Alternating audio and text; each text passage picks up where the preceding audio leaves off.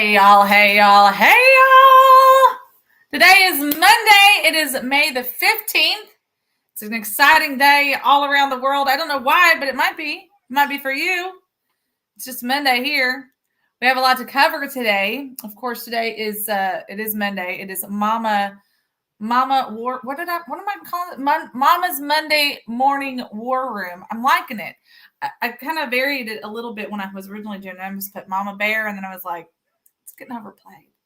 I feel like I'm more like a Mama Llama anyway, because I'm chill until you mess with my baby, and then you're screwed. Like Mama Bears can just for no reason, right? I always have a reason. I'm chill. Anyway, I hope you guys had a great Mother's Day. I made a comment on the show Friday, and I think it kind of made some people kind of scratch their head. There's this taboo thing that happens at Mother's Day where people try to pretend like everyone had a fantastic childhood and an amazing mothers and all of those kinds of things. And I wish that was the case. And of course, everyone has a battle, whether you know it or not, that they may or may not get to see. And so I made the statement about, even if you had a rough childhood, even if you may not have felt like your mother was always there, just remember that at some point she did make some choices for you. For example, she decided to carry you. She didn't abort you. She didn't leave you on, bloodied and abandoned somewhere. And if she did, then you found another mother who loved you very much. But at the end of the day, your original birthing parent or birthing person, I apologize if the left tries to now say, she did do something for you. She did give you life. And it may have been a very controversial thing for her at the time. There may have been things that you don't know, and you just never know, right? You can't peer into a crystal ball of what happened many years ago. But I saw this, and it reminded me yet again. It said, your mother did the best she could, and you were left wounded by her. She loved you, and she couldn't always be what you needed. She sacrificed, and at times you felt like a burden. May we honor her by humanizing her and learn from her life. And I thought, you know what, that was kind of like spot on with what I was trying to take as a point across from last week. Because we don't know. We talk about it all the time. There's struggles that people go through. There's things that people walk through that we just don't know about. We just don't know what happened. And then there's a lot of people who don't even have a mother any longer. Maybe they didn't grow up with a mother. Maybe she passed away. There's all sorts of things that people try to take advantage of. And when I was getting ready for the show, this one I had already prepared to say something about mothers and Mother's Day. I want to talk to you guys about my Mother's Day because it was a fun day. And it was an unplanned chaos day, which is, I'll explain in a minute. But, there was an article. Let me see if I can pull this up really quick. There was an article in the news this morning about a school or a school district. I think it was just a school in Tennessee who's the librarian had planned a Mother's Day event specifically for children who did not have a mother. Now, Moms for Liberty, which a lot of people are a part of, and to each their own. I know some of the organizers of the national group, and so I'm not a part of it, but I do know they do a lot of good work. They came back and they bullied about it, or they complained about it, and I don't know the circumstances. I don't know all the ins and outs. I only know what's in this one article, but it said that it was not meant to be for. It was going to try and sexualize Mother's Day, and it was going to try and make it about families who have transgender or two dads and all that kind of stuff, so that everyone can be included on Mother's Day. And I have pros and cons. Like, I agree. Like, look, if you have two dads, then you have two dads, and you get to celebrate Father's Day for two people, right? That you can't replace that. But in the same breath, I have a really hard time with not allowing a celebration of sorts to happen anyway, because there are a lot of other women who step up who are not a mom, right? Sometimes it's an aunt, or sometimes it's a neighbor, or sometimes it's a fill in the blank, right? And that's not your mom or a mom, but they were very motherly towards you. And so the librarian said that was what the jest was for. But the Moms for Liberty said, well, that's not the name. That's not necessarily the books that were going to be being read. Allegedly, one of them was about a transgender family or something like that. And then another one was just about a girl who didn't have a mom. And so I think the one about the girl who didn't have a mom, I think that one could be, it could go either way. And unfortunately, in today's society, we don't have a good thermometer on this stuff anymore, right? When I was growing up, I used to have a girlfriend of mine. She was from middle school all the way through high school. Her mom had left a long time ago and left her with her dad. And so my mom kind of stepped up and filled in the blank, filled in where she could, and was a mom to this girl who had a mother, but the mother, was not a part of her life and had not been for about a decade. So, you see those kinds of instances and you see these kinds of opportunities and things like that. And because of the perverseness of the left, you can't, it now gets lost in that shuffle or in that translation. And speaking of being lost, what the heck are you doing with your life today, Walter West?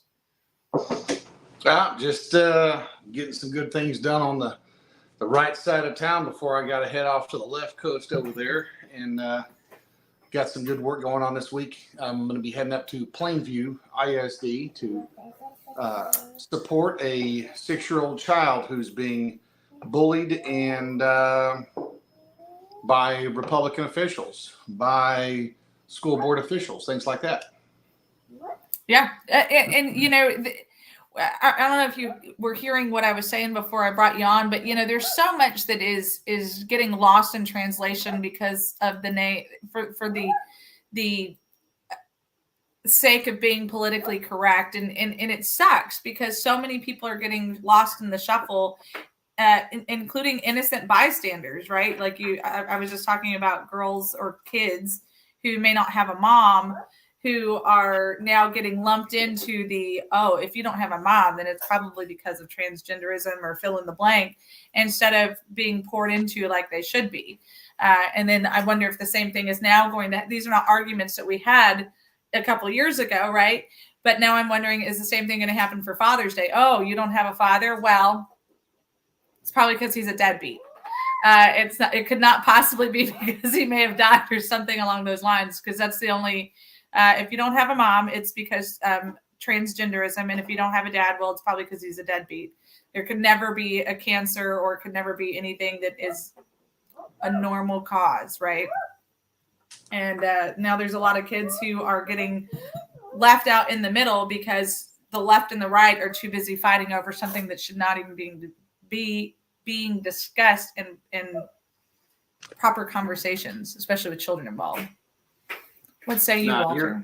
You're exactly right. I don't know. It's people are too afraid to speak up. The left is actually successfully winning this war because the right is losing their balls. I go back on. Did you see the Mark Driscoll reel that I sent you yesterday? Yes, I did. You put it on our page, I believe.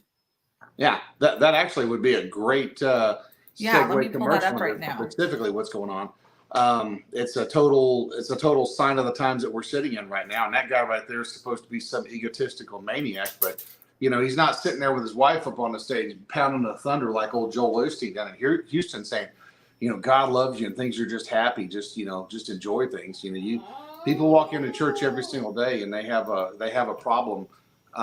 And smiling about it's not going to help. Getting actual prayer, getting actual conversation, getting actual content. That's what's going to help when people stand up for others. And that's not what they're doing. They decided to shy away from things. It's only a couple. Go ahead. Then you have others that come in and they just want to steal the whole entire show. They want, hey, you know what? Drop it into my Cash App. I'm not meaning to sound like you on what we have on the program here. We obviously have programming fees we got to pay, different things with the network and whatnot. But, these people are constantly saying, hey, this is what we're solving. This is what they're doing. And they physically never were boots on the ground in half those places. And if they were, it was for a small time frame. The fact of the matter is, look at what is happening up there in Plainview. And, like I said, it was just one of those things where I happen to be able to shed some light on a situation legally because I understand the law and I understand the Texas code, and their own sheriff, their own district attorney is up there using things like, oh, consensual sex with 6-year-olds.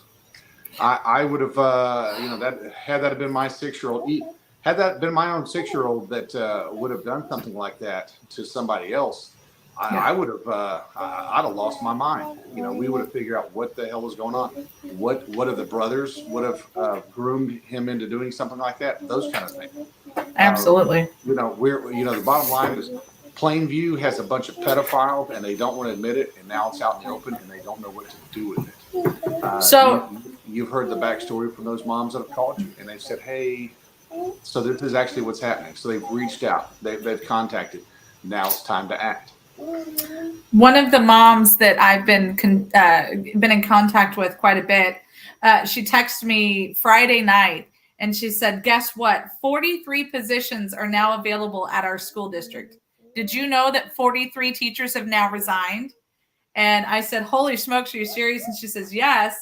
And she said, now I'm not sure if it's from the same school, but Plainview district is not very big, and people are quite the buzz about this. So I'm excited to be able to dig more into that and see where that meat and potatoes is. But Walter, I ran into one of my best friends in Laredo, funny enough, in Target. I know, go ahead and say it. In Target the other day, and she said, I asked her if she had heard about it, and she goes, Plainview, and I started to say, so well, I said these 2 little 6-year-olds and a blah blah blah in a school iPad, and she goes, dude. She goes, because she teaches at a middle school, and she's like, we are completely just dumbfounded by this down here. She said, it's not super well known, but at least in my middle school, like we're talking about it and we're going, she goes, I can't imagine. She said, like, we've got problems in our middle schools and in our elementary schools here in Laredo. I'm not going to pretend like we don't. She said, but the fact that the entire administration, she said, we've got good teachers here. We've got good principals. She said, we've got a fantastic principal here. She's like, and he was very quick to be like, that would never fly at our school, just so that we're clear at this. People would be in prison.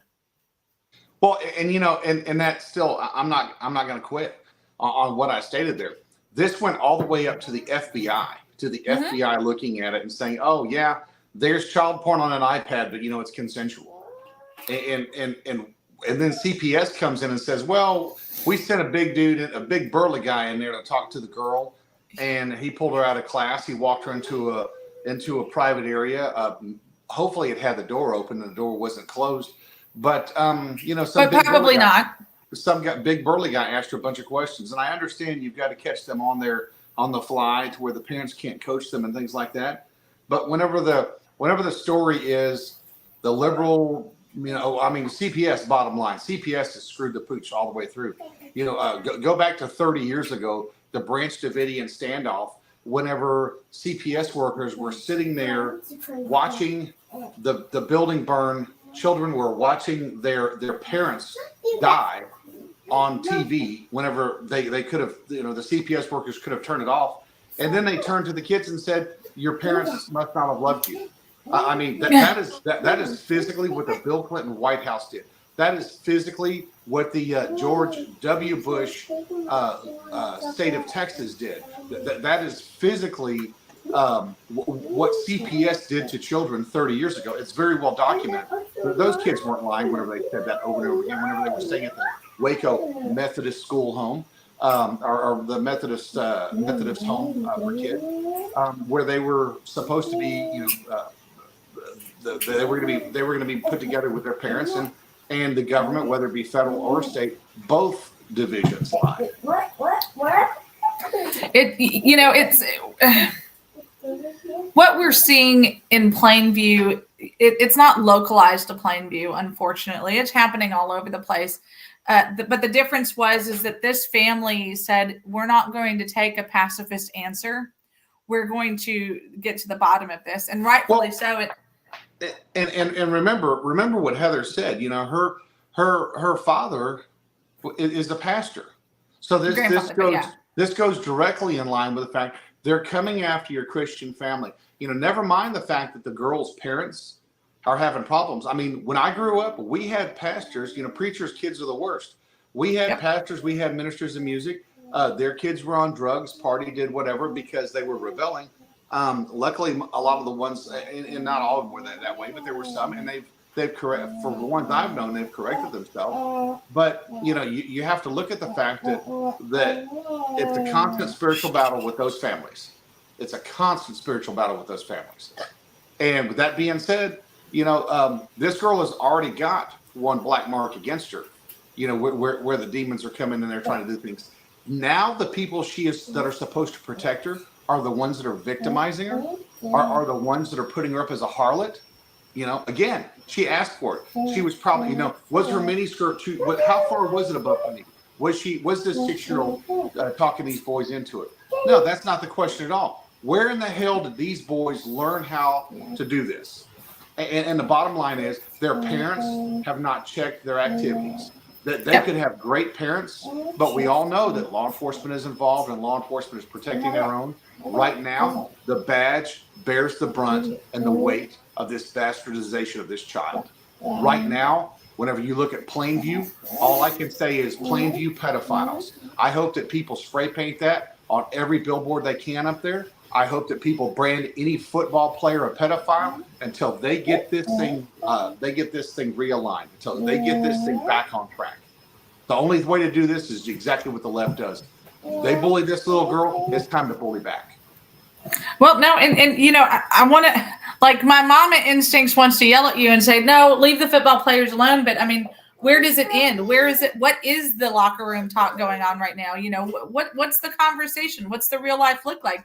Because if you really stop and look at it, football players, and I'm going to pick on them, and I'm not specifically talking about one specific football player, but we have seen a history of, look at the college sports, look at where the football players, you get this locker room mentality. We got to protect each other. And some girl ends up dead at a dorm party because she was going to rat out because the football player was getting too rough with her, or fill in the blank. I mean, this is the kind of locker room mentality, if you will, that we were supposed to be trying to eradicate. And instead we're just covering it up now.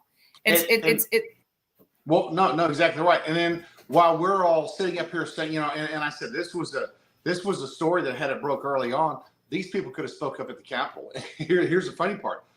Had the school administration done the right thing in the beginning, this never would have been a national offense. Mm-hmm. Constantly people are going, I can't believe it. I talked to Alan West. He was like, yeah, the Plainview ISD thing. He was like, well, we had no clue you were involved with that. I'm like, well, I've talked to the cousin / kind of the spokesperson. And nothing to say anything against the grandmother or the aunts or anything, because they've put their stuff out there. But you know what? Heather has been a very vocal supporter of her cousin. She hasn't shed any light. I mean, any negative light at all towards the truth. She's actually offered defense of these people. But every time she offers defense, it's like, oh, bam, we're going to take a mile. So you know what? She was asking for it. It is exactly what they said. The fact that Wally Hatch, the district attorney, and I want people to remember the name Wally Hatch. I also want them to remember the name David Cochran. He's the sheriff. And the sheriff of that county physically said, the police have it. The same police that this is one of their own, those guys, where are the Texas Rangers at? Where's the governor at? Where are the legislators that are sitting here not discussing this, but yet they're sitting up in Austin right now? And this would have been something that they could have taken the bull by the horns on.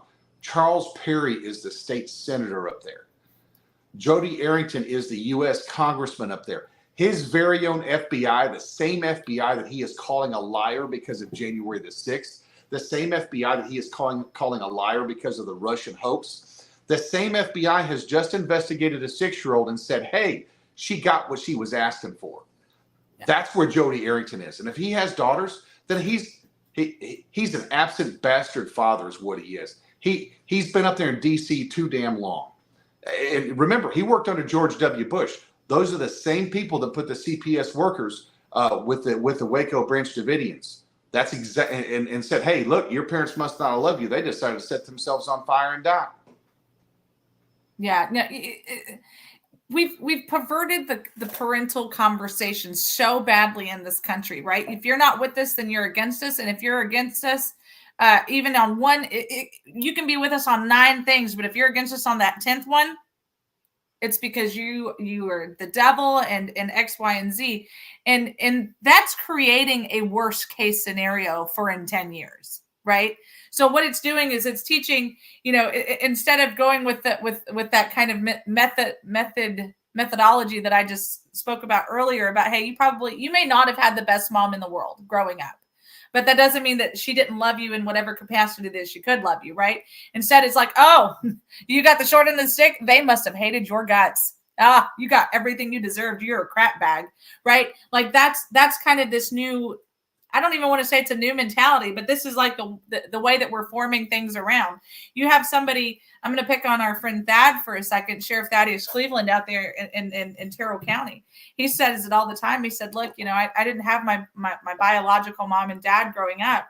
I was raised by my grandmother on Social Security, but I was kind of raised by the town. And he goes, honestly, I may have had it better than most people that had two parents growing up. And we've seen evidence of that. We've seen where people who, just kind of folded him into their bench, just like, you do with as parents of kids, or maybe you were that kid, you just fold in another kid into your group and you go and you do things and whatever. We've seen that evidence where, families are just loving on him like he was one of their own kids. That there used to be, that was okay. And now it's so taboo. And if you are anything except for a perfect family, then you get cut off, and it's crap. It's absolute crap. Now with these kids, what's happening in Plainview, this is at the hands of the ISD. This is at the hand of the school. This is a hierarchy situation that has got to be nipped in the bud.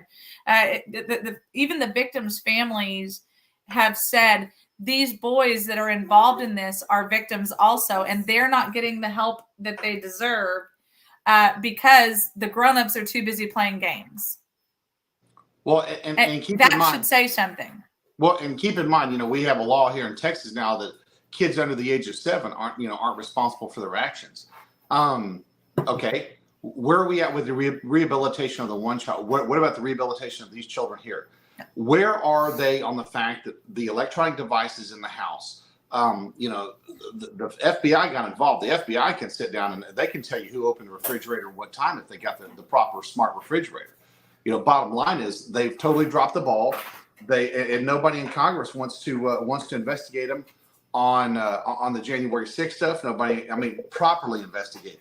Nobody wants to investigate them on what they actually knew about Hunter Biden and his laptop. Now we have the allegations of the fact that now the Biden regime has been taking money as vice president, and then again, whenever he wasn't vice president anymore, with now foreign actors. He's now the president of a country that is in bed with the foreign actors that have been killing people. So that being said, let's go back to the 6-year-old girl right here. The fact that nobody in Congress can get that taken care of, nor can they come over here and take care of this little girl right here. I'm calling on Jody Arrington. Jody Arrington, the congressman up there, the finance man for the NRCC, whatever. I'm calling on that man right there, or NCR, whatever they call it. I'm calling on that man right there to ask the FBI for exclusivity. I want to know what was on that iPad. Was it really 34 seconds? And did she look like she enjoyed it? What was, why is it? And who gets to analyze that? Well, here's the thing.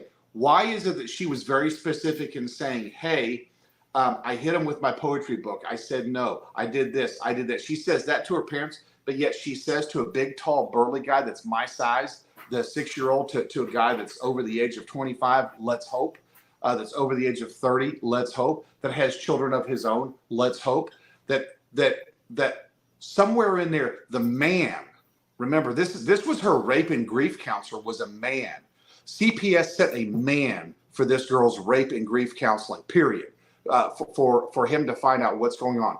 I want to know where Jody Arrington is on the fact that that's who counseled with the FBI, what they found, and to bring it back. Why aren't the parents now? Sure, they're filing a lawsuit. Okay, now we can hide behind the fact, they're suing us. Why did the school district not come out and bring the parents in first and foremost to say, oh, hey, guess what happened? Your daughter was involved in this. Because I know whenever my kid was accidentally accused of something, and whenever I drove 300 miles and I told that principal, if he steps out of line, you whip his ass, and I said that in front of him, That principal looked at me and she said, "We normally don't have parents that support us." I said, "Not only did I support you, I just spent $200 in fuel. This is going to cost me 12 hours of drive time. Whenever I drove home last night and I got in, I slept on the couch. And whenever it came, and I made sure he got a good night of sleep, because when we got up and we went down there, and we didn't get up first thing in the morning. Everybody else was cleared out of the house. Then we get down there. Oh, it was a misunderstanding. Okay. Well, you know what? You had a misunderstanding. I understood that. You can ask the principal. She was shocked. And I let her know, this is my kid. You're raising him. You screw it up, I'm coming after you. And then I looked at him and I said, "You're my kid. She is your parent while I am not here. She is making the decisions for you." She understood that I let him know that she is in charge. She understood that I let him know that if he screwed up and she reacted, that was my consent. That being said, do you think she screwed up? No. That also being said, that kid, he's at the top 5% of his class right now. I was at the top 5% of the lower quarter of my class. Just because we grew up one way doesn't mean we discipline another. I'm telling you right now. I told him, I says, "Look, I was a crap bag when I was in school. I went to public school. I was in there. Teachers could care less. They didn't want to be there. The students didn't want to be there. I didn't want to be there. I had to fight for graduation because I skipped school all the time.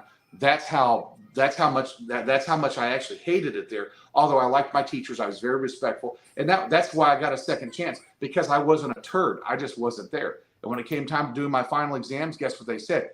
You got to pass everything with a 95. I had 2 weeks to go through the last semester, which also led into the prior semester before that, because there had to be a background setup of stuff that I missed. And when my dad sat up with me day and night for 2 weeks, bam, it was there. They went off to Tennessee for my sister to graduate from her college. And whenever they drove straight back, barely made it to my graduation on time, and I still walked. And I did that because I had parents that cared, because I had people in the community that cared. My teachers actually cared. Well, and that right there is a big difference in what we're seeing right now. And you're picking on your son, but you're doing it to bring in a good point. And what happened with him wasn't even. I'm not picking on my kid. There was a huge misunderstanding. You know what? This whole thing could have been a huge misunderstanding, exactly like that was, that nobody was picked on. But like I said, the fact that the school reached out immediately, that's what would have turned this around. In talking to Heather, she's not the parent of this child, but she is a parent of a baby. And she specifically made those statements. You've heard her. She's been on here. She's been on many other programs. Yeah. I hope that Plainview ISD, the elected officials, they decide they're going to stop picking on Christians. They're going to decide they're going to stop picking on families. They're going to start taking up for the children. So what I was starting to say was, you're proving the point by picking on your son, telling that story, because you're exactly right. You're showing that when parents and schools are involved with one another, that it gets nipped in the bud. That's the thing. They were proactive and you were proactive, and there wasn't we have to wait and be reactive because we found out about something way too late. That there's the difference there. You're using a term. I picked on him. I didn't. I was disciplining him. Okay. I was finding out what was going on, and whenever I could weigh, 2020s, Walt. I'm talking about it in a healthy way. I don't like to pick on people until it's time to bully people. This is the school board. This is a community that needs to be bullied into becoming Americans again. Stop this Sodom and Gomorrah crap that they've got going on. That they need to stop raping these children. Wally Hatch right now, the district attorney there, says it's okay for 6-year-olds to have consensual sex. What happens whenever his grandchild or his great-grandchild gets put in this situation right here? Remember, there's a whole nother situation with the superintendent, if I'm not mistaken. Is it the superintendent? That's correct. The superintendent. Okay. Yeah, somebody threw a bottle at his kid. Yeah. Now he's trying to invoke the law. Nobody threw a wiener in his mouth. What's he going to do then? Oh, you know what? It's trans. No, wrong. Bottom line is, he got mad. Somebody threw a bottle at his kid, whether it was an accident or not. He still got upset. Now he's picking on them. This girl right here, I mean, this is an egregious act. This is the kind of stuff that if had this been my daughter, I'd have strung the superintendent up. I'm telling you right now. I mean, we're talking. Yeah, go ahead and put it out there in court. This is exactly what happens. I'd have made an example out of that bastard. I'd have made an example out of every elected official on that school board. Why did you not stand up? Executive session or open session, doesn't matter. Why was there not an emergency school board meeting call? Why was there not, hey, let's bring the parents in. Let's deal with this as a community. Let's deal with this as whatever. The fact that Miss Holt, the teacher, oh, she's a good teacher. She didn't have her earphones in. She did have her earphones in. She had a sexual assault in her classroom. Well, the reality is they need to ride her ass out of there. She needs to lose her retirement. They need to burn that city down with her name all over it. We've proven the case about the headphones. There's no possible way that they could have proven that she was not wearing headphones or if she was wearing headphones. There's zero possible way for them to have been able to tell that without physically being in that classroom. She's got long hair. It was a video camera in the hallway, a surveillance camera in the hallway. And like we talked about on the show last week, I said, you see these video cameras and even from the school shooting video cameras, you can't freaking make out anything. It's all blurry and grainy looking. How in the hell can you tell if somebody's wearing headphones? It doesn't matter. It does matter because they're over here trying to say that You're arguing over whether or not she should have earphones on. I'm arguing over the fact that they're over here nitpicking this and they're trying to make that the issue, and it's not the issue. It doesn't matter that she had him in or that she didn't. There never should have been the argument. Why did this? You're right. It should not have been, and that's the sword they're trying to die on. Her husband or her father needs to have his ass kicked by somebody in that community. That's what needs to happen. Well, good luck with that. We got to take a commercial break. We'll be right back, y'all.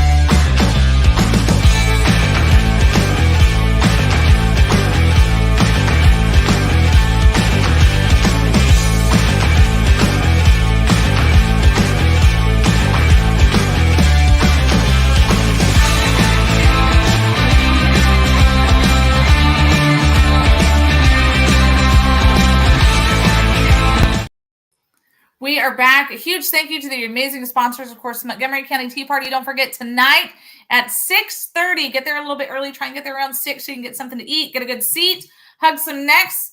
I'm going to be there with the amazing Charlotte. So make sure you guys are there. She's super excited. She's been talking about it for 2 days. She's going to see Miss Patty and Miss Susan and John. So make sure you guys are there so you can get an autograph with the one and only Charlotte. And also there's going to be a great speaker. One of the judges is going to be speaking about mental health. Of course, it's Mental Health Week. So I'm just going to put that there. I'm not even going to comment one way or the other. It's Mental Health Week. So just pay attention to people around you. Not everybody is fighting the same battle. Also, of course, the Vietnam Veterans of America. We appreciate your service and sacrifice to our nation. Everything that you have done has not been in vain because you are changing the world, especially when it comes to veterans and how they are treated when they come home. We truly appreciate everything that you've done. If you're interested in hosting a show, if you want to host a show here on Texas Fully Loaded, we'll take that too. Or if you just want to do a commercial, let one of us know. We would love to make your dream a reality. And guess who wanted to do that?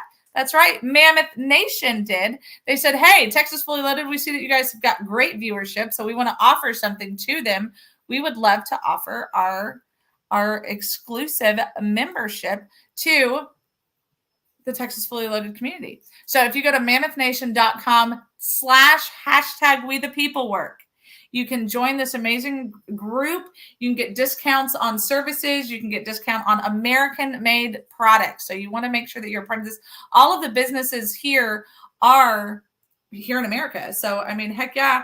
So go through here, find out what's here, click on, make sure you do mammothNation.com/WeThePeopleWork. See, just like it is right here, so that we can reap some benefits and you guys can reap some benefits and we're all just benefiting. It's a great situation. So please do that.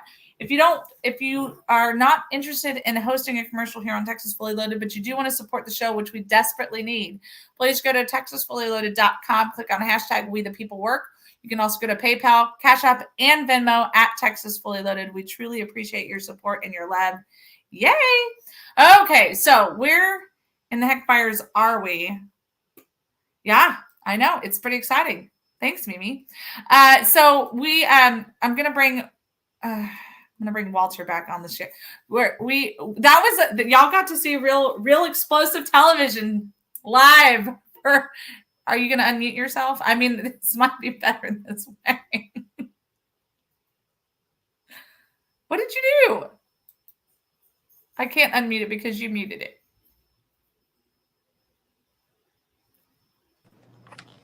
There you are. Hi. Technology problems. What can I say? Let's have a goose frog moment. So this week was Mother's Day. This weekend was Mother's Day. I got a very cool new coffee cup from my sweet little ones.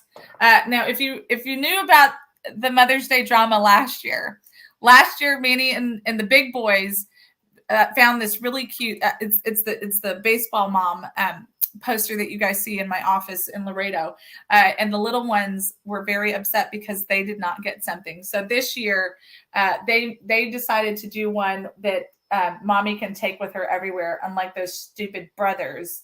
That's a direct quote from Arthur because they call them the brothers. So anyway, maybe. Walter.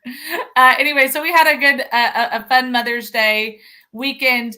My oldest went to go and be with his papu for this last week, and so he got to rejoin us on Mother's Day. So that was nice, like it always is. But there's my rowdy crew. We went and saw Sam Houston. If you've ever driven on 45, you've seen the big, huge statue of Sam Houston. So we stopped in and we saw that.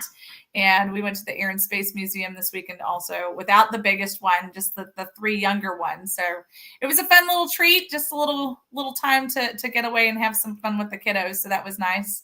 Walt, did you do something special for your mama? I bought her a pizza. You bought your mother a pizza? Yeah, she tried to buy me a pizza with her app. I was like, no, I'll go down. So I said, nope, we changed it around. I customized it, put bacon on it, whatever that kind of stuff was. We went down and picked it up so I could be the one to pay for it. That's my mom. No, got her a present. You know, boys and I, we were able to go there and hang out a little bit. And she was, at Now I'm trying to remember what. Oh, I know what I got her. Oh, this is the best thing ever. I got her an Elvis Presley garden gnome. Oh, that's hysterical. That is hysterical. I remember when she cried when Elvis died, and anyway, I mean, I was alive when that happened, and anyway, the boys we were up at Hobby Lobby getting some things, and this most god awful freaking thing was there, and I tried to put it in front of her TV. She's got this mount in front of her TV that's up on the wall she can't reach, and that would have been just the funniest thing for her to have to call somebody in 2 or 3 days because she can't get around the what do you call it, the big Elvis gnome that's blocking her TV. But now she was doing good. She's cancer survivor in her, well, she's 75, so she's been doing some good stuff, and then she's got my tail is always down on the border, trying to save the country one county at a time, and anyway, the kids that are being exploited down there, the women that are being exploited down there, the men that are being exploited down there, and it's all a big political fight between our politicians and the cartels. Yeah. I have a funny Elvis story with my grandmother. When I was a teenager, there was one of those infomercials on for like an Elvis pillow, or I don't know, some nonsense or whatever. And it was on in the other room, and we were cleaning off the table. And I said, I don't even know why people make such a big deal about him. He really wasn't that cute. And I just kind of went on like this little tangent for a minute.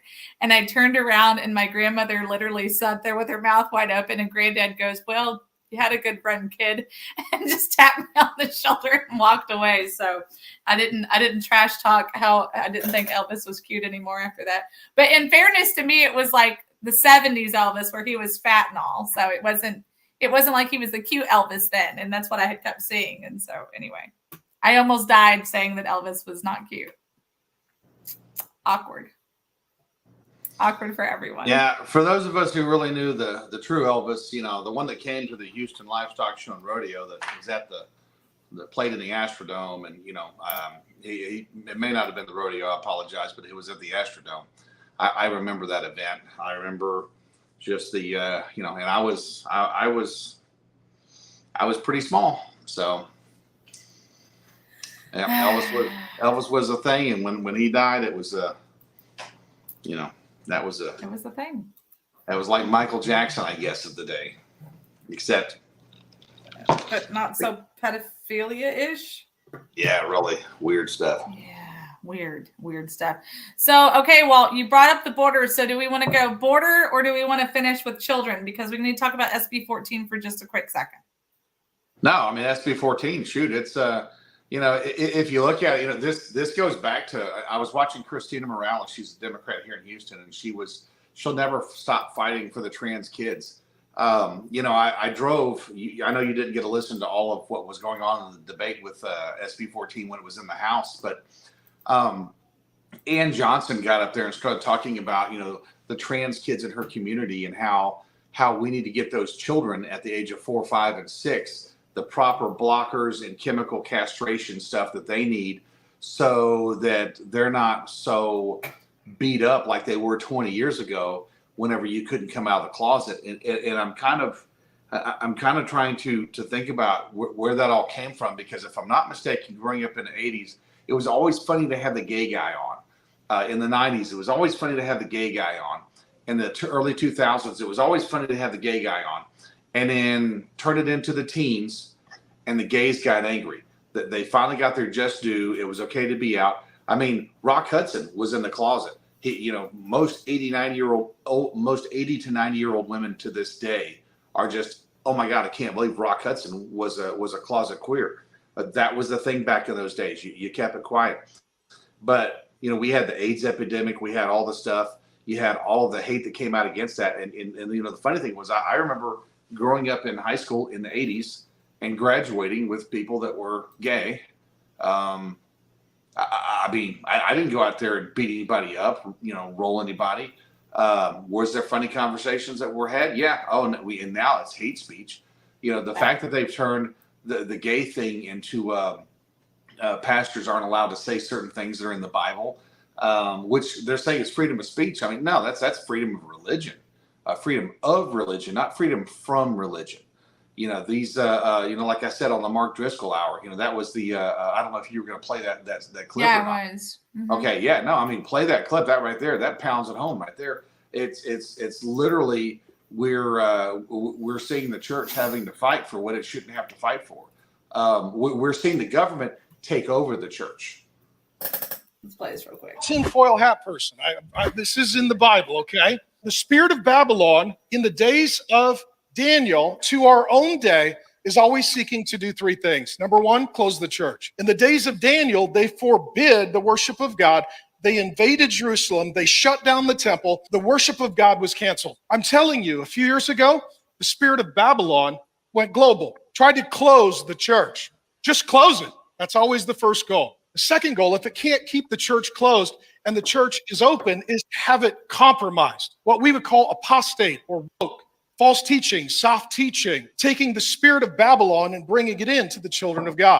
Third thing that the spirit of Babylon is always seeking to do is to literally cut off the next generation. Because if you love the Lord and your kids don't, then faith ends when your life ends. In the days of Daniel, they castrated him as a young man. Does this sound familiar at all? Like, hey, let's close the church if it's open. Let's make it compromised, apostate, and woke. And while we're at it, let's mutilate the next generation of children.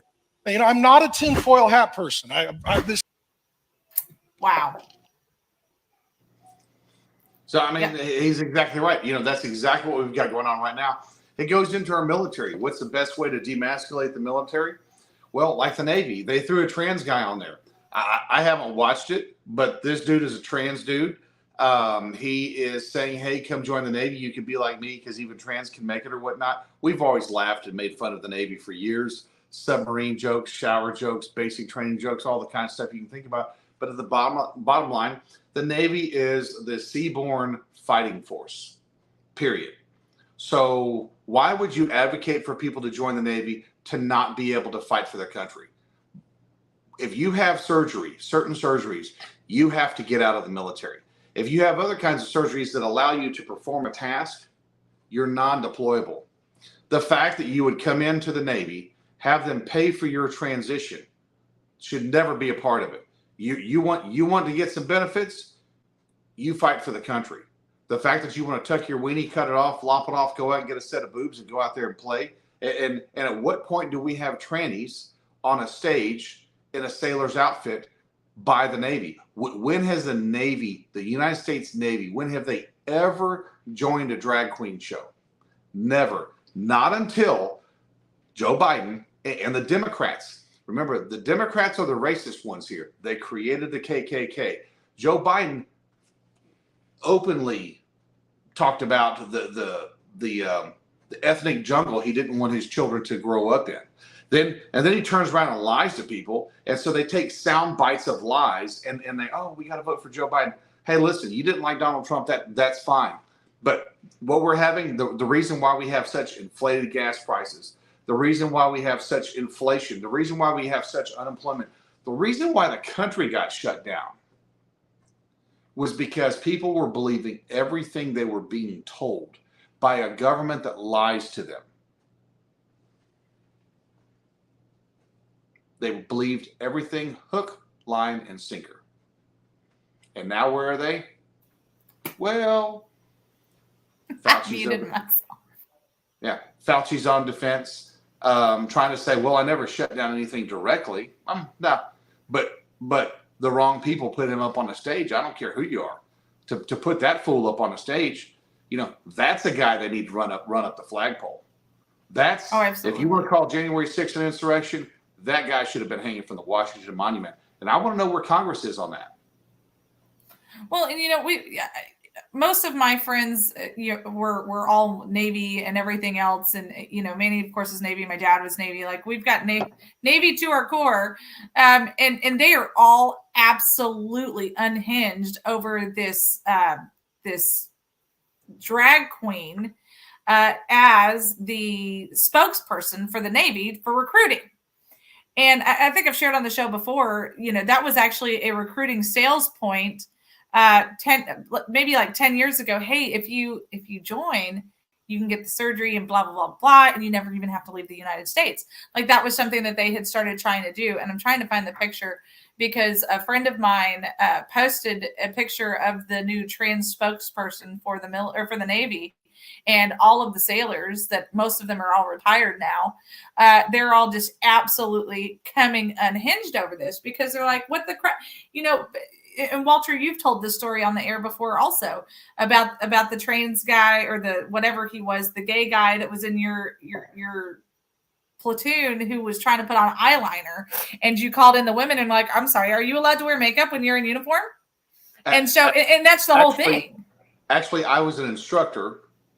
Yes. And they knew, as y'all saw before the commercial, they knew I was going to come absolutely unhinged. I think they did it to get me in trouble. But we had officers down there, we had senior enlisted down there, and whenever those two female soldiers that were in their initial entry training status, whenever they walked into that women's latrine, it's like, wait a second, bam, bring them out here. They had a male trying to put on something that women are not even allowed to do. So this gets back into where the military, I mean, they should have said, hey, you know what, we're going to go ahead and we're going to let the male soldier try out for the women's diving team. Again, all they want to do is rob women, period. This 6-year-old girl, all they want to do is rob this 6-year-old girl of her innocence. And because this is going to be something that's going to come back and hit her when she's in junior high, if she stays in that town. That's all the Navy wants to do is they want to provide some sort of embarrassment for these individuals. This is how you take a country down. This is the Communist Manifesto.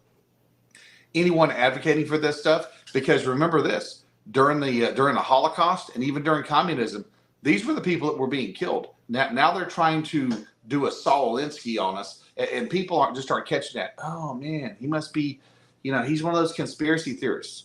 I'm sorry.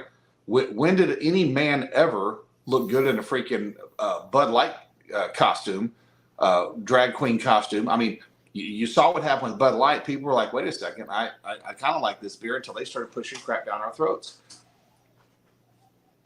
That's kind of creepy, Mimi.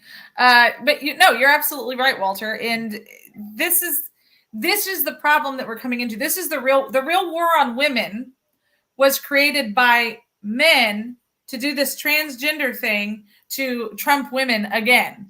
And the worst part is you've got all of these. Somebody posted recently, and that was another one of the articles I was trying to look for, because it had like the actual. It had all the articles in there about how. Why am I calling myself? What's happening here? It had all of the articles in there and all of the quotes of where they're trying to do this, to literally that it's middle-aged college women, white women specifically, who are attacking women for speaking out against transgender women. It is the most asinine, ass backwards thing you've ever seen in your life. And now there's this new trend on social media. I don't know if you guys have seen it yet or not, but it is literally going after women who want to have a traditional home where the husband goes to work and the woman stays at home, and they have what they're calling tradition. I can't remember what the hashtag is for it, but it's literally just this attack, and it's other women who are attacking the women. It's not men who are attacking women on this. It's women who are attacking women. And we've talked about this on the show before. There's this whole thing where women are harder on each other than on anybody else. And it shouldn't be that way. Like, when you talk about breastfeeding versus bottle feeding, things along those lines, like it literally is stuff that is that simple that women attack each other over. And so now you're going to another woman's attacking another woman for defending a man who's dressing up like a woman because we're hating on women. It's got to be the stupidest, most asinine argument. And then you have these women who are defending men in women's sports because they put a skirt on, when you can see their freaking wedding tassels hanging inside of their freaking bathing suits. Like, I don't understand. That's not a woman. That's a man. You can see his freaking junk. Why is No, this a thing? yeah, no, and that's what you get with women. That's why women are weaker. Period. Shut up, before I punch you. Well, I mean, I'll call a spade a spade. Hey, what's that dong hanging there? Well, today he identifies with a vagina. That doesn't look like a vagina to me. No, it's stupid. It's absolutely stupid. The fact that they create Barbie toys for these dudes to wear so they can have a period. Oh, even men can have periods too. No, they can't. I mean, I guess if you have a turd the size of a basketball, maybe, but no, that ain't happening. It's not. They don't have the ovaries. They don't have the things there, and for them to add to the violent freak show that Margaret Sanger helped to create, they're experimenting with things. They're creating. Got to trust the science. That's great. Go trust the science all day long. Bottom line is that was God's creation, and you're trying to create a different narrative that has ever been there. Yeah. No, it's I'm pretty open with my kids about, girls versus boys, because, you have to teach them. You have to teach them this stuff at home, because if you don't, then the schools feel like that's their agenda is, well, you didn't teach them at home. Well, I'm making sure my children know the real differences and stuff. And, it's even conversations like periods, right? Like, I mean, it's a thing that happens and men can't get them. And it was funny because Charlotte asked something about, she saw my pads or something in the bathroom, and she asked a question, and Arthur very quickly goes, it's because that's something for girls because boys don't have periods, right, Mom? And I'm like, absolutely correct. Boys cannot have periods. He goes, see, we just can't do it because we're made different. And it's so simple that the child understands this until you send them to public schools. Typically, thankfully, we're still pretty safe with where we're at, relatively speaking. But it's disgusting. So I do want to touch really quick, Walt, on there's some confusion. So people think that SB 14 has completely passed. That's not the complete. That's not completely correct. So SB 14 has passed to the third reading is what the actual thing is. And so Dana Myers, it's the vice president or vice chairwoman of the Republican Party of Texas. She posted that on Friday that it's passed to the third reading or something. Let me put exactly what she posted. She said SB 14 passed third reading. That's how she posted it. And there was a lot of confusion on this from people. So I just wanted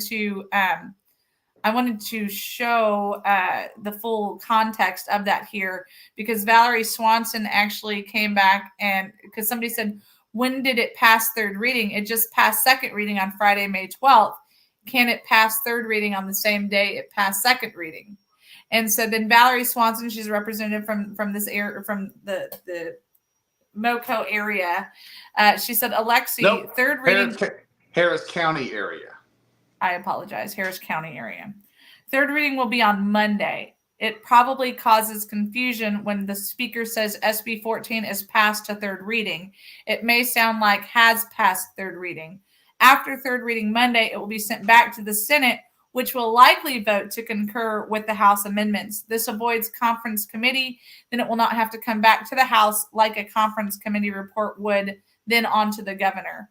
So, I just wanted to kind of put that out there, because I think there was some confusion, because I think people thought that it had passed, and then it was just going back to play the volleyball game, really. Is that a fair assessment to say that, Walter? No, that's, yeah. And it's, again, it's getting people engaged in what the process is. There's, I was looking at some of the bills, and I looked at people that got online and testified for things. This was something that we've been able to do since COVID struck. Actually, during COVID, we weren't allowed to convene or meet as a state legislative body, even though it was a unconstitutional mandate. That now I just don't know how certain people get reelected from by taking away the businesses and whatnot of others. But at the same time, though, these are things people need to get involved in the process. They need to have their voices heard. The fact whenever you went to testify, we had all those leftists that They were talking about all the white supremacy by all the Hispanic police officers on the border. That was the most asinine thing I've ever heard. Well, the fact that the Republican committee leader on that actually allowed that all to happen, and then they crapped on federal agents, that they crapped on veterans, people, that went there, and they made them testify. Wait, at the end, you had people that weren't even U.S. citizens that were up there testifying. When do they ever get to address their redresses over the citizenry here? You want America first, you want Texas first. Well, by God, act like it. The fact that these individuals, they're voters, and that's where I'm on bully tactics. This is where people need to get in there. And who was the guy that was in charge of that committee up there? Hunter. Todd Hunter. Todd right? Hunter. Mm-hmm. Okay. So that's why I did this. Where are his people? Where are his voters? Where did they come in? Do they not know that the guy that they elected totally crapped on their sovereignty, totally crapped on the fact that their voices, and I'm not talking Democrat and Republican voices. I'm talking the left and the right. Well, see, Walter, here's where there's the loophole, and so you just have to get over it there, pal. And I am poking the bear on this one. This is the loophole, because in Texas, you don't have to be a citizen, a resident of Texas or a citizen of Texas to be allowed to testify. So who says that they have to be a citizen of the United States to testify? Because that's not written in there. So this is their loophole. This is where, because all people should have a voice. This is the same crap that we heard. And this is actually hysterical. When I ran the first time, right. Well, this part's not, because my aunt died, but when I ran the first time, after the primaries, I went up to my aunt's funeral in Maryland, and there's only a handful of us that are Republicans, and even smaller handful of us that are openly Republican. And my cousin Corey and I were standing there, and at the time I still smoked, and so we were all out there smoking together, because that's what all the cousins do, right? So we're all out there, and one of my uncles was there. He's technically my cousin, but he's my mom's age, a little bit older than my mom, so I call my uncle. And he's like, "Well, Sandy, we're and they are like super liberal, like pink pussy marches in Washington D.C., like that kind of liberal, right?" And so he said, "Sandy, we don't necessarily agree with you, but we're proud of you for using your voice and standing up for what you believe in." And I said, "Well, thank you. I truly appreciate that, Jimmy." And he goes, "Yeah." And so, it was very awkward, but very, not what I was expecting. So I was pleased. But my cousin Corey, on the other hand, decided to poke the bear and stir the pot. So he goes, "Hey, Sandy, tell me about the primaries." And he goes, "Because I could actually vote for you, because I'm a legal citizen, and I actually live in your district, so I get to vote for you. Wasn't there a lot of election fraud in your primaries?" And I said, "Well, funny enough that you say that." I said, "Yeah." I said, "We had a lot of illegals that were voting, especially in some of the border counties. It's something that happens in every election down there." And I said, "It's, this is why it's important that we have voter ID." And instantly Jimmy's head like exploded, and he turned redder than my shirt, and he goes, people are allowed to vote." And I was like, but only if they're citizens. If they want to vote, they need to go vote in their own country. And so that's when the pleasantries ended. But the pleasantries are nice while they lasted.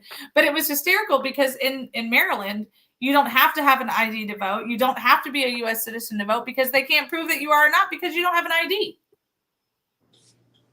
It doesn't make any sense. Oh, and speaking of voter stuff, so when Alex's driver's license expired from his 17-year-old driver's license into his 18-year-old driver's license, right? So you got to get you're no longer a baby driver's license. So when that happened, we could renew it online. So I did. Well, on the DMV website, DMV website here in Texas, it said, "Do you want to update your voter registration?" So we clicked yes, because we wanted to see what was going to happen. Guess what happened? Alexander received a voter registration card in the mail a week ago. He's a registered voter in the state of Texas. Did you know that Texas claims that you can't do online voter registration, Walter? Do you know that Alexander physically never filled out anything at all? He didn't fill out a thing. And now he's a registered voter? And now he's a registered voter. Isn't that something? Well, and you know, that goes to the failure of the parties, because why aren't we registering kids before they graduate whenever they're 18? I mean, why is this not a thing? Why are the civics instructors or teachers? Why are the American history instructors or teachers? Why are they not pushing for this? Why are they not advocating for, hey, pick your party, but you need to vote for your poison, and allowing it to go that way? The bottom line is and you know, on top of that, here we are fighting for. We had the unconstitutional argument for having it to where, like Justin Holland, I believe, is one of the ones that said, you know, we should possibly look at raising the legal age to buy a firearm as far as a long gun to 21 from 18. When the Supreme Court, I mean, we're talking, this is an unconstitutional bill that made the Republicans look like a moron, because their guy, he's like, well, I have an NRA rating, which makes the NRA look like a moron. I have several guns, which makes, you know, gun owners look like morons. But I think we should at least listen to the argument of letting kids that are not mature, we should raise, you know, because of smoking and because of drinking. Well, bottom line is, if you're able to serve your country, then you should, and vote, make the decisions, you should be able to do those things.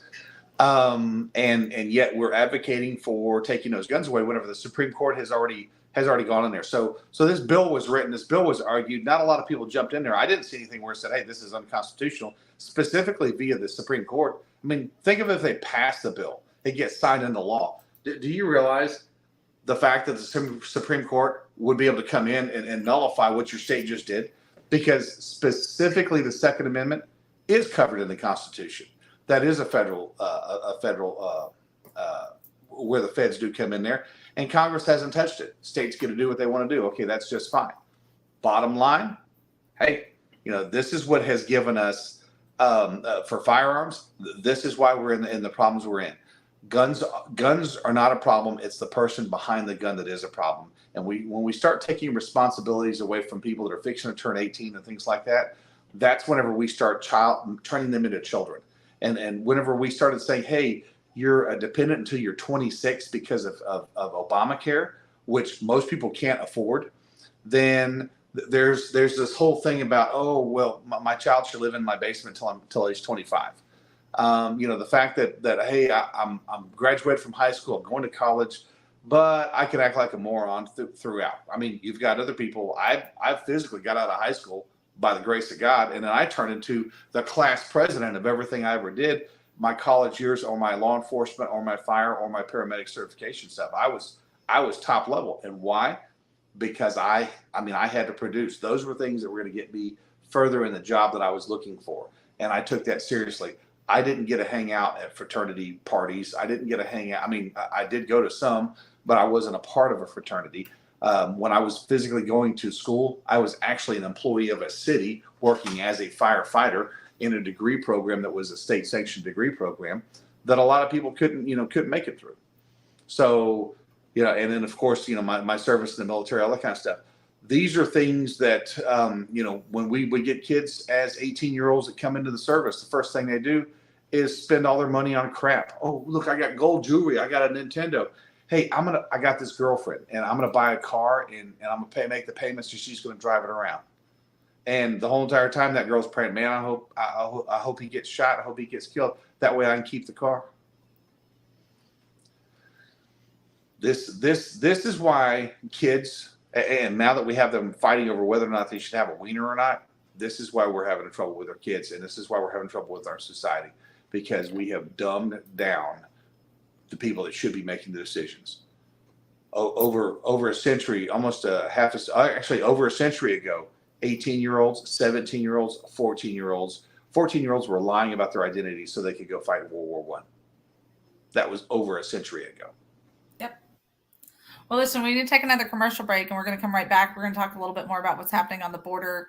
Our local mayor in Laredo is making national headlines. So we're going to be right back with some of that and a little bit more about what's actually really going on. So we'll be right back, y'all.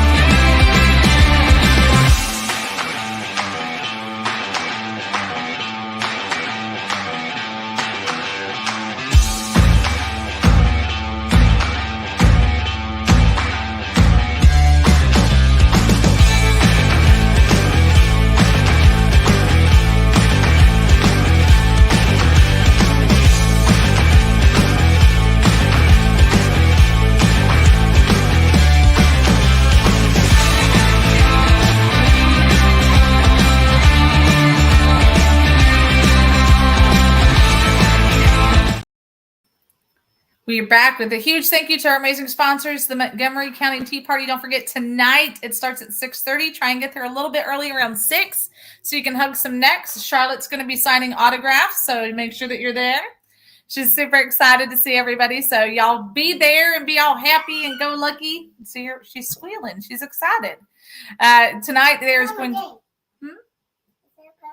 And she said she's playing a game right now. Tonight, one of the judges is going to be there speaking on mental health. This is Mental Health Awareness Week, so make sure that you are checking in on people. It's important, know your tribe, know your people. Know that if you need to speak to somebody, there is always somebody willing to listen, willing to help you, give you a hug, do what needs to happen, because you are valuable, you are important, and you matter. So we're not going to go all leftist on you, but we actually do care about people. So let's make sure that we're caring about one another. Also, the Vietnam Veterans of America, they know all about that. They have been making sure that their brothers and sisters in arms are being taken care of and are doing wellness checks, because don't forget, 22 a day is the veterans number, and that's 22 a day too many. So please make sure that you're checking in on one another, because you matter. You matter. So if you're interested in hosting a commercial on Texas Fully Loaded, please let us know. We would love to make your dream a reality. And guess who said that, hey, we want to be a part of Texas Fully Loaded? Mammoth Nation did. So we are now a part of the Mammoth Nation family. Please make sure that when you go to Mammoth Nation, you go mammoth.com/#WeThePeopleWork. Okay, you see it? You see it right here? See it right there? You got to type that in. And then you got to sign up now, because you want to make sure that we all get the benefits, right? You get to join this amazing group and have exclusiveness to some of your favorite products. All of the products that are here on Mammoth Nation are American companies, and they're made in America. So you want to make sure that you're a part of that. There's lots of stuff, even for Fido. There's even stuff for Fido. I know, look, if you forgot to get something for Mother's Day, you can still get something for your mom. Father's Day is next month. So make sure that you go to mammoth.com/#WeThePeopleWork, because that's what we do. And so do they. And then also you can go to TexasFullyLoaded.com. Click on #WeThePeopleWork. You can go to Cash App, PayPal, and Venmo at Texas Fully Loaded. Walter, gosh darn it, you bacon-loving freak. What are you doing?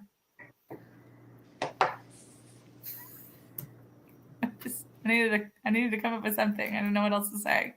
I didn't know what to do with my hands. Are you mocking me now? I am. Totally mocking me. You're really funny, pal. So I know you're going to have to go in just a couple of minutes, but before you do, so our mayor in Laredo kind of started a sweeping thing where he declared a disaster, I guess, ahead of Title 42 ending. And he's kind of laying it out. He's like, look, this is not a Republican or a Democrat problem. This is an American problem. And he was on Face the Nation last night. So I thought that was kind of cool. But, this is something that I have been saying for the last 4 years, and I screamed it loud and long last time I ran, was we have the problem where people in Washington, D.C. say, hey, we know what is best for you down there, even though we've never been there and we're not getting all of the information. Walter, we experienced this firsthand where people were coming from Washington, D.C. or have come from other parts of the nation. We've shown them the border and they're like, oh, wow, this is not even close to what we were told. Like, this is either way worse, or this, we were told this, not that. And here we are. And here's Mayor Trevino saying, hey, you can't tell us how to handle this problem when you're not here. We're not getting the brunt of things down here in Laredo, which is what I had been telling you guys. Of course, Brownsville and McAllen, like that area, they're getting just crapped all over. El Paso's getting it pretty bad. And El Paso even actually put out a health statement because of the influx of people that are coming across saying, hey, here's some health concerns that you need to be worried about. And they're like, hey, the people of El Paso are like, this isn't even everything. This is just what they're telling us about. On here, it specifically made the statement about like scabies and chlamydia, I think was on here. chicken pox, TBs, STIs, all sorts of just lovely things, because this is what happens when you have people just flooding into your nation. Walt, what say you? So actually, while we were in El Paso, me and Sheriff Capers from San Jacinto County, we got to go look at things around. Mark Morgan, Tom Homan, some of those big star powers from the Trump administration were there. And keep in mind, Mark Morgan was first inducted under President Obama, a former FBI into CBP. So he served under two presidents, and obviously he picked the latter because to roll with because of the things that he had done. So what we noticed while we were down there is, people were leaning up against a tree so they could take a dump on the street. You had old people that lived in these apartments. There's clothing all over the place, so they can't even use their walkers or their wheelchairs to get out. Now, they kept the downtown area pretty clean because they wanted to make sure that the people visiting, do what is needed. But then they line up like 40-something porta potties along one street. They put blockers up, and then they have cops out there making sure that people aren't breaking into fights. So the whole thing about people aren't getting across illegally or whatever, that wasn't the case at all. They were dumping people out on the streets. The NGOs that are local, not all those non-governmental organizations, not all those nonprofits are getting federal money. So, but they are giving out the assistance. So the people that are local that can't afford a slice of bread, now their bread is being given to somebody else who traveled and trekked for days and months on end. And while that's a problem, and that's, for those people, I totally respect that. This is where being a patriot actually comes in. So I want to kind of flip on that and show, hey, people were coming in, they did have scabies, or they do have scabies. They have chicken pox. And then you have these folks that can't step outside of their own home because they're afraid of the people that are sitting outside of their own home, that the El Paso police are trying to keep in line. They're trying to keep them in the bad part of town because those are the people that don't speak up a lot. Those are the ones that they trade a taco for their vote. Those are the ones that get paid for their vote because that's just, that's been a part of the system for years. The elites just kind of, feed off of them. What you need to look at the fact is the people coming to America, those are the people that never fought for their own country. They quit their country. So now we have unpatriotic people that are coming here pushing their country's agenda because their country failed. Their country kicked them out. And keep in mind, we don't have the cream of the crop. We do have rapists that are coming here. There are countries that are physically sending their most violent here. We've seen it firsthand. 5-6 miles from my house, we've seen it firsthand. And we see it over and over again, 5-6 miles from my house, which is 300 miles in from the border. This is going on in border communities. We've had agents that have been killed. The whole Angel family movement has been brought about because of people that couldn't just commit crimes in their own country. They had to come to ours, and they had to kill our people. And they want to take the benefits of some of our freedoms so that they can do what they need for them to survive or for them to prevail. But yet in their former countries that they're leaving, these are people that are essentially cowards. These are people that could not ask for the proper help from the American people. Whereas also this is a problem that's been propagated by the American politician. Let's just throw money at this situation. And this goes back Republican and Democrat administration alone. They give the money out to non-governmental organizations, and those people corrupt the system. And so the people in those countries that are the corrupt ones, those are the ones that get to see the money. The ones that are downtrodden, those are the ones that come here. And we have people that are physically coming here because they want a better life. They believe in a better life. And then we have others that have said, you know what, I'm giving up on my country. I'm going there for a better life. But the problem is they're not going to assimilate and make America great, period. They're going to be a part of the problem. And you saw it whenever our good friend Osvaldo, whenever he finally got his citizenship, we sat there in front of that courthouse.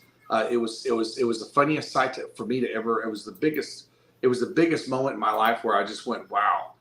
these people that could barely speak English. They were so proud to become American citizens, and they sat on the courthouse lawn across the street. So as I sat across the street from the courthouse, and I watched the no border wall on the defund the wall. Defund the wall, yeah. On physically on the street in front of the federal courthouse, where people were so happy that they finally became American citizens. That's got to be one of the dumbest realizations I've had in my entire life, where the folks that should be the ones saying, "Oh, no wall, we want to come," we're literally saying, "We did it right, we got here." And yet we have American citizens that are like, "Oh, the wall is racist." Really? Mm-hmm. The wall is protecting you, because at some point in time, there's going to be bad people that come across there, and they're going to start taking out the left. Right now, they're just feeding off the left, and that's what the left is doing. The right, they've been coming after us for years. We're fighting. Unfortunately, we're fighting our own. Eventually, we're going to have to fight invaders. And remember, America has not been invaded for quite some time. And when it comes to Mexico, America is the one who actually created the first Fast and Furious in the 1800s. And what did we do? We gave the Mexicans firearms so they could run the French off. The French were literally after the Mexicans. Well, and I kind of had to laugh this morning because, and I'm glad it. Sometimes some of these apps, they close the news story out after you read it. But there was one, and it says Joe Biden's worst nightmare comes true at the border, and I'm like, oh, let's click on this. This sounds good. So now they're like, it's been confirmed, Walter. I hope you're sitting down, pal. It's been confirmed that Afghan nationals on the U.S. terror watch list were being apprehended when they were coming through our border illegally. Well, and keep in mind, not all of them got caught. That's a bingo. Now, why were they coming through our? Why? I don't understand. If they were on the terrorist watch list, I don't understand why they feel like they should be sneaking into our country and why we should be letting them. Well, they just want to apply for benefits and groceries, remember? That's all they do. Hey, they're people. They have rights. No, they're here to kill you. They're here to take your children. And here's the best part. Some of those terrorists, they're not into this transgender stuff. Remember, they were throwing gay dudes off of buildings 4 stories high overseas. They're beheading them. They're literally like cutting off their genitalia in places that they know is going to hit an artery so that they can bleed out in the middle of the roads. But hey. So hang on. So that people can see it. See it. This isn't just done with a video camera sitting off in the middle of a room with 5 or 6 people. This is hundreds and thousands of people in a street watching public executions, because that's still a thing over there. And it's wildly accepted there. And so when you have these psychopaths who say we need to have Sharia law here in the United States of America, they're not. These are the same morons, Squawk, I'm talking to you, who are over here promoting and saying, "Oh, love is love. We need to love everybody." Do you know what you're actually advocating for? They are pushing this agenda. Here is a Texas fully loaded prediction. Are you ready? The Squawk is pushing this agenda so that when their Sharia law people come in here, that they can mass murder Americans. They want them noted. They want to know who they are, so that when they get to fulfill what they're hoping is going to happen, they can just mass execute every single one of these people. You heard it here first, folks. Tell me I'm wrong. Not just tell me I'm wrong. Prove that I'm wrong. Prove that I'm wrong. It's here. It's coming. And, just remember who said what, who voted which way, because when it comes time to take someone's groceries, I'm hoping you'll know whose groceries to start with. There's a kind of a joke that gets put up all the time, but it's not really a joke. And it says, hey, if you voted for Biden Harris, please put your yard signs back up. I know it's not election season, but we need to know who to send them to. Absolutely, we do. Absolutely, we do. Mimi, I'm glad that you sent me these really quick, because go to the Jackwagon Cars Facebook page and you'll see all the cheese the chisme on that post. Even locals from the sheriff's office are posting. I'll go to his post really quick. These are people that are being caught in our area that are, this guy is a convicted sex offender, and he's being in the country illegally by Border Patrol. This guy is a Mexican mafia gang member who was arrested for being in the country illegally by the Border Patrol. I mean, if you guys remember the numbers that I was throwing out, and these are going to be numbers from last year, we had a 900% increase in violent offenders that were coming across the Laredo sector border. 900% increase in violent offenders. This was last year's numbers. I can only imagine what they're looking like right now. I doubt they've gone down. One of the things that Mayor Trevino said in his interview with Meet the Press is that although our numbers are not what they expected them to be, we're not going to falter on what's actually happening down here, because we are receiving busloads. They received 700 in Laredo this week from El Paso and Brownsville, because they are being overwhelmed, especially in Brownsville and not Hebbronville, Brownsville and Hidalgo County. They're just overwhelmed. They received, I think, 7,500 people, and then we received, and I did vet it out. Now, of course, I won't be able to find it. There is an app that is actually being used, Walter, to that is allowing the people in Mexico to communicate with our government to know when to send people over illegally.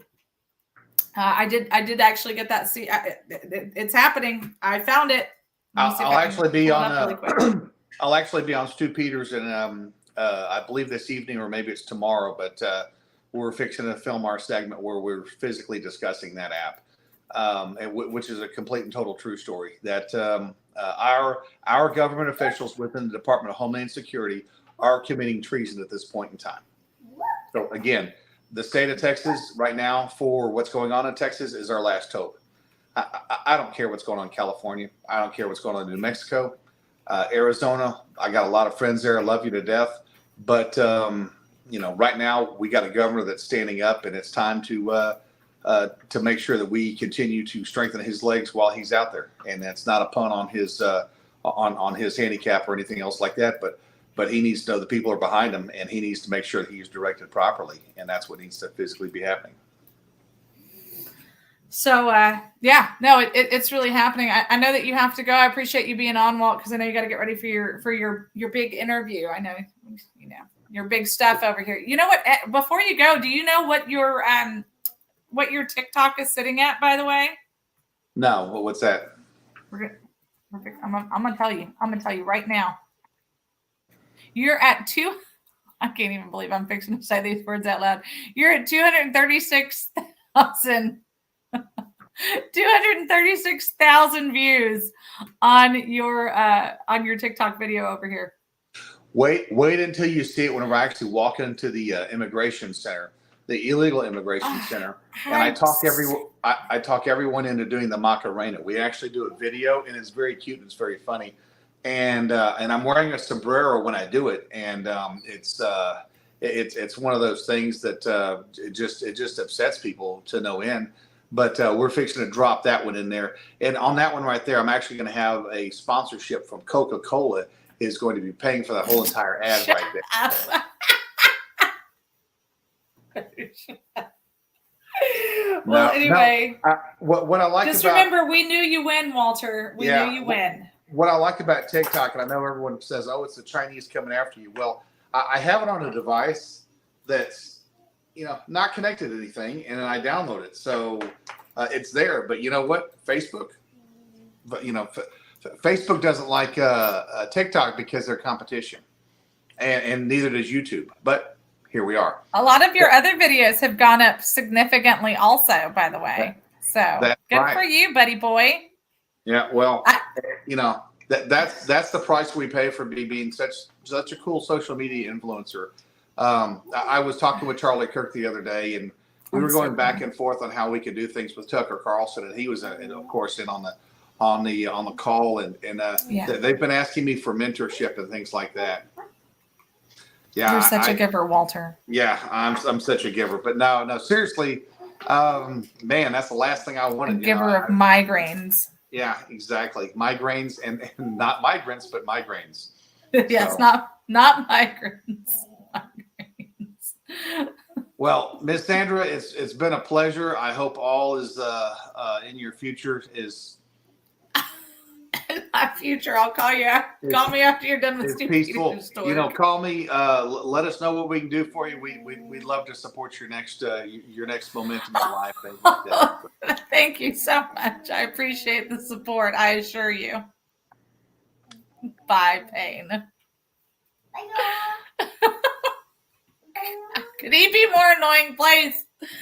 Anyway, we love Walter. Yeah, tons of belly laughs. He definitely gives tons of those too. No, we're not done yet, Charlotte. Just a few more minutes. Is that okay? Like 15 more minutes? 15 more minutes on the show. Is that okay?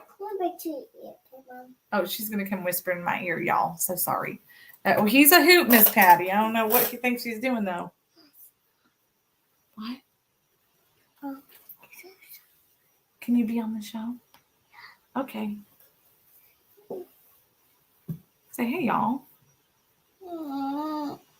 Oh, don't do this. Okay. So, all right. I did have a couple more things that I needed to pull up for you guys. Deep breaths. Okay. Where are we at, Charlotte? What was next on our agenda for the show today? I know. What is it? Everyone saying hi, Charlotte. Look, we're going to see Miss Patty in just a little bit. Okay. Okay. Can you tell everybody where we're going to be at tonight? Do you remember? Party. At the tea party. Where's the tea party at? Do you know? No. This is go. 6:30. Okay, y'all heard it right from Charlotte. Are you going to be signing autographs? Yeah. Yeah, she'll be signing autographs. So y'all be there. It's a very exclusive time. Very exclusive. Yeah? Okay. We'll have to have an extra detailed security around for Miss Charlotte being there today. I want to touch really quick. So there is a Miss Suzanne says hi too. There is a story that's going around about George Santos, and you know that I'm really quick to throw that fool under the bus, but I always vet it out before we do it. So there is and it's Republicans that are doing it, which is even stupider. They're trying to say that now he suffered a massive heart attack. I have been looking for the last several hours since that tweet has come about, and it's bogus. That nothing has been able to confirm that out. Just as an FYI, just so you guys know, if you see it, it's just propaganda. It's nonsense. I have not seen anything that supports that that garbage, because that's what it is. It's garbage, isn't it, Charlotte? So I did have some more news stories pulled up, but now I don't know where they're at. There was another news story that I know what it was. Y'all are gonna love this one, and I'm kind of low key sad that Walter is not here for this, because this is hysterical. Oops. Well, if I can spell.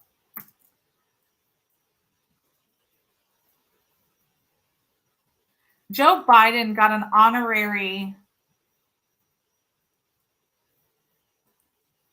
He got an honorary doctorate this weekend at Howard University. You guys have got to see this. This is hysterical. I know. So y'all need to know this. So after Walter and I had the explosion on the air, like I called him, I was hot. I was a hot potato. And Charlotte, but he's like, oh, I forgot to tell you. Anyway, so then fast forward, Charlotte came up and she gave me the biggest hug, didn't you? Because you're like, it's okay, mommy. She's a sweetheart. Okay, so now back to Joe Biden. Now, this was hysterical. So I watched, as you guys know, I watch the Democrat news channels like Fox News because I need to know what they're trying to do here. And this was pretty good. This was good. So Howard University gave Joe Biden an honorary doctorate degree for his analytical intellect and popularity on both sides. Okay. So Dr. Wayne Frederick is the president of Howard University.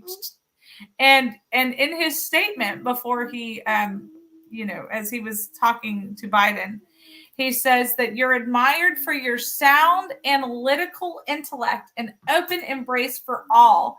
Your popularity on both sides of the aisle of the United States led to your illustrious reputation and outstanding service of 36 years as a Democrat senator from Delaware, beginning at a tender age of 29. I'm sorry. Does anybody remember the Joe Biden who was talking about how? Does anybody remember the Joe Biden who was talking about how he was absolutely against? I played a clip on the air last week about how he was absolutely against marriages between anything other than a man and a woman, and he was fighting to protect that. And now, just a short time later, like a decade later, maybe two, I guess about 2 decades later now, he's over here screaming that if you're not for the LGBTQ plus community, then you're a terrible person. Or better yet, about how he specifically was going after Black people for most of his career and trying to incarcerate them and blame them for everything. And now, if you vote for Joe, if you vote for Donald Trump, then you ain't Black. I mean, let's talk about how hypocritical and how flip-floppy and wishy-washy he is. When we were teasing earlier, I was talking to Mike. Y'all remember Mike? We were talking about Joe Biden, that sometimes you get him in a rare moment where he's himself again. Oh, what? Yeah, look at this pretty pillow. Where you get him, when you get the original Joe Biden back, and he kind of sounds like he makes sense. It's once he gets... once his handlers get a hold of him, that he reverts back to not knowing what the hell he's talking about all the time. But Charlotte, please go put that pillow back, baby. That's okay. I don't need that pillow on this back. Anyway, so yeah, people are absolutely just being hysterical about this tweet, or about him getting this doctorate, about what was said. I mean, Howard University really doesn't have I don't know. I've never really seen where Howard University was something that was very well respected. I'm not trying to say anything negative. If you've gone to Howard University, it's not, in my opinion, ever been one of the top-notch ranked schools or anything along those lines. I don't know what backdoor jackwagon deal was made for Joe Biden to get an honorary doctorate from them, or why in the world they were like, you know what? He is actually the worst person on the planet. Let's make sure that he is the center. Okay. Please go put it in the trash can quietly. Hey, careful. Why they decided to make that clown the center of the 155th commencement of their school. But here they are, rocking it. It just seems like this is a bad decision, doing all these honorary doctorates and honorary degrees and things along those lines. If this is the case, I would also like to nominate myself. I'm going to pull a Brian Christ here and ask for a me award. I think I've been fighting pretty well, so I deserve one. It doesn't really matter in what, but I also should get a doctorate from some off the wall college. So if you're looking to just bestow an honorary doctorate on somebody, I'm at least not a babbling fool who goes wishy-washy, unlike Joe Biden. So there was that. So I thought that was fun. And things you didn't expect to see in the news today, that was certainly one of them. And I did get a good laugh about it. I hope you guys did also. I don't want you guys to forget, we do have the rally is going to be happening on May 18th in Plainview. And so if you guys can be there, we are strongly encouraging and requesting that you can be in Plainview, because we need people who can stand up. We need people who are not afraid. We need people who are willing to do what's right for the little guys. This is important. This is not just about one story, okay? As much as this is 100% been sparked because of what happened to this little girl, and honestly to the little boys as well. This is not just about that. This is 100% about a school's a school board, a school, a principal, about every grown-up that has swept this under the rug. We hear about stories of other school boards or other schools where there has been stuff that has happened that is not okay, right? But the difference is they have stopped it. They have made sure. Oh, well, I'm trying to pull up the freaking flyer for it that is happening this week, and of course, anyway, they've stopped it. The grown-ups have stepped in, whether it was good, bad, or ugly, and they ended it. Right? They didn't sweep it under the rug. They didn't say, "Oh, well, it was consensual, so here we are." No, they've ended it. They've stopped it, and they've said enough is enough. We do have bad actors in other schools and in other school boards, and sometimes it just takes one. When I was texting back and forth with the mom, one of the moms that I've been speaking to up there, let me pull this back up. She said, "I'm so grateful that the little girl's family stood up. I'm glad that they came out." She said, "I'm so grateful that they came out." And I said, absolutely. It starts with one person having courage. It starts with one person having courage. And I don't know if Heather shared this on the show Friday when we had her on or not, but she made the statement. She said, our family is really kind of taking a lot of heat. I had to delete my apps for social media because it was just becoming overwhelming, and like the hate, there's a lot of praise, but there's a lot of hate. And I remember when I was running for office, especially the first time, there was once or twice where I was specifically called and said, "Do not touch your phone. Don't look at your social media. We're having to do some damage control because there's some people out there being just crappy." And I took it for exactly what they told me, because there was one time that somebody came after me and it was stupid, and I shot back. It was never used against me, but it was stupid. And the reality is that people will always attack people for doing the right thing. Nobody ever gets attacked for doing the wrong thing anymore. And that's exactly the problem that we're facing in this country. That's exactly where the problem is. People are being attacked for standing up for the right thing. We got to stop that, guys. You want to talk about mental health week. You want to talk about making sure, and I did it right here on the show, because we do have to show kindness to one another. We do have to show love to one another. We don't know what somebody else is going through, right? But that all starts with being real with people too. Like not being a jerk, not being berating, not being, don't make somebody cry just because you can be a bully about it. But you do have to be real with people. You can't sugarcoat everything. Sugarcoating is what got us into this problem that we're in right now. Okay? So quit sugarcoating it. I'm not, I saw a meme before. It says, "I'm not Willy Wonka. I don't sugarcoat this." Guess what? We aren't Willy Wonka around here either. We're not going to sugarcoat anything. We're going to be real. We're going to be honest, but we're not going to berate one another. We're not going to be jerks about it. And that's the problem. If you've listened to what's happening, I'm going to pick on Plainview. Walter, picking on does not necessarily mean being mean to, just as an FYI. I'm going to pick on Plainview for a second. Even the victim's family, the little girl's family, is saying, "Hey, it's not just our little girl that is a victim here. These boys are a victim here." And the school board and the school covering this up, that's not helping this little boy.